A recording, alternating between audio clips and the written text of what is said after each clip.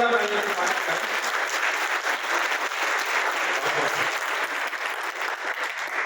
स्मृतिशोध संस्थान के निमंत्रण पर पधारे सभी अतिथि, पूज्य महाराज की सन्निधि, समुपस्थित इस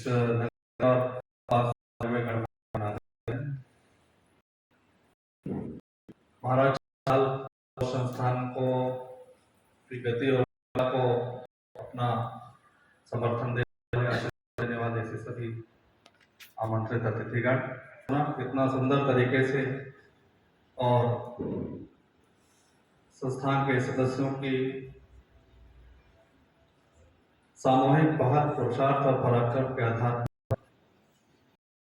पर अनेक कार्यक्रम और भी होंगे, लेकिन इतना वर्णन अभी हमने सुना है यहाँ पर मर्यादा में। मुझे लगता है कि अनेक कार्यकर्ता ऐसे बैठे हुए हैं जिन्होंने वर्तमान पीढ़ी के जो लोग काम में लगे हैं उनसे अधिक इस काम के लिए समर्थन दिया है। संस्थान की औपचारिक यात्रा 9 साल की हुई है।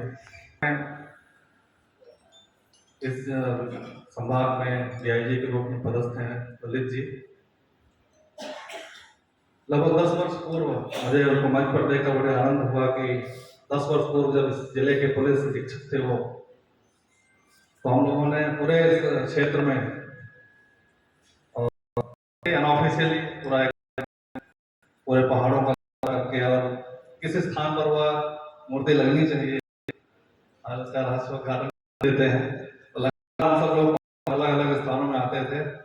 उस समय ललित जी भी हमारे साथ होते थे। आज उनको देखकर आनंदित हूँ और आप सबका सहयोग लगातार इस संस्थान को मिल रहा है। संस्थान अपनी बाल्यावस्था में शैशवावस्था को पार कर चुका है और इसकी शैशवावस्था में ही बहुत सब बड़े बड़े लोगों ने, देश के ख्याति लब्ध लोगों ने इसके लिए सब शुभाशीर्वाद दिया है और धीरे धीरे हमारे देश के साहित्य में आदरणीय बहादुर सिंह जी बैठे हैं, अन्य सब लोग लगातार प्रयास कर रहे हैं। साहित्यकार, लेखक, कवि सुंदर सुंदर रचनाओं के माध्यम से, साहित्य के माध्यम से। अभी एक महाकाव्य भी महाराज के साल पर लिखा जा रहा है। देवेंद्र देव जी बरेली के बड़े साहित्यकार, लगभग 10 पुस्तकें अलग अलग साहित्यकार लेखक लिख रहे हैं अपने अपने दृष्टिकोण से महाराज के जीवन का बखान। और निश्चित रूप से हम सौभाग्यशाली पीढ़ी हैं जिनको यह काम करने का मौका मिल रहा है। तो हमने जो इतिहास पढ़ा उसमें तो बाबर महान, सिकंदर महान, अकबर महान ये पढ़ करके आए हुए लोग हैं, किंतु हम आने वाली पीढ़ी को एक सुंदर विरासत सौंप कर जाएंगे और आने वाली पीढ़ी जो महाराणा प्रताप, शिवाजी, छत्रसाल महान पढ़ेंगी। इसके लिए राष्ट्रीय शिक्षा नीति में भी पर्याप्त व्यवस्था लगाई जा रही है। व्यवधान बहुत अनेक प्रकार के हैं, लेकिन सारे सब मिल करके शक्ति का सामर्थ्य दिखाते हुए प्रयास कर रहे हैं। परिणाम भी शीघ्र अपेक्षित है। हम सब बुंदेलखंड निवासी हैं, शौर्य की है भूमि है सहज रूप से, इसलिए मैं पूर्वोत्तर क्षेत्र में करता हूँ तो वर्ष में एक कुछ न कुछ प्रसंग बनता है और यहाँ पर काम कर रहे कार्यकर्ताओं के प्रेम के कारण आप सबके दर्शन करने का सौभाग्य प्राप्त हो जाता है। तो मैं आपको सौभाग्यशाली भी मानता हूँ। सबका सानिध्य यहाँ पर बैठे अधिकांश लोगों का प्रत्यक्ष काम करने का मौका मिला और वर्तमान में भी इसी प्रकार से आप सबका शुभाशीष है। और ये बात सत्य है कि अपने समाज को लगातार जगाते रहना पड़ता है। हजारों साल का हमारा ऐसा इतिहास रहा है।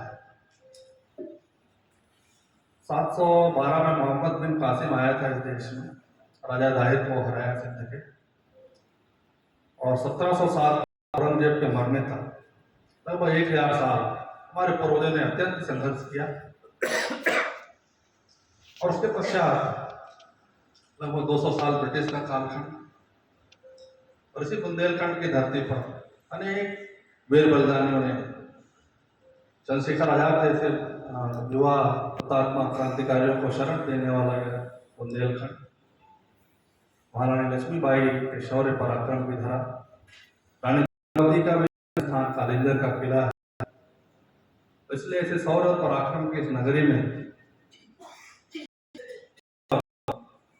अपने पूर्वजों के गौरव में स्मरण करते, यह हमारे लिए सौभाग्य की बात है। और मुझे लगता है कि जो समाज अपने पूर्वजों के गौरव का विस्मरण देता है वो कहीं का नहीं बचता।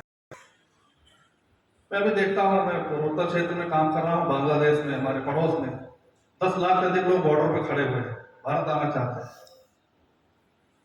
ठीक से लड़ने की स्थिति नहीं है, हमारे पास रखने की जगह नहीं, इसलिए संघर्ष की स्थिति में किस प्रकार का समाज खड़ा होना चाहिए, गौरव में अपनी पूर्वजों की विरासत को लेकर के, इसलिए काम करना पड़ता है। इजराइल का यहाँ पर उदाहरण आया, छोटे से लोग हैं लेकिन दुनिया भर के लोगों को उनके विरोधों के बावजूद अपने अस्तित्व की लड़ाई लड़ रहे हैं।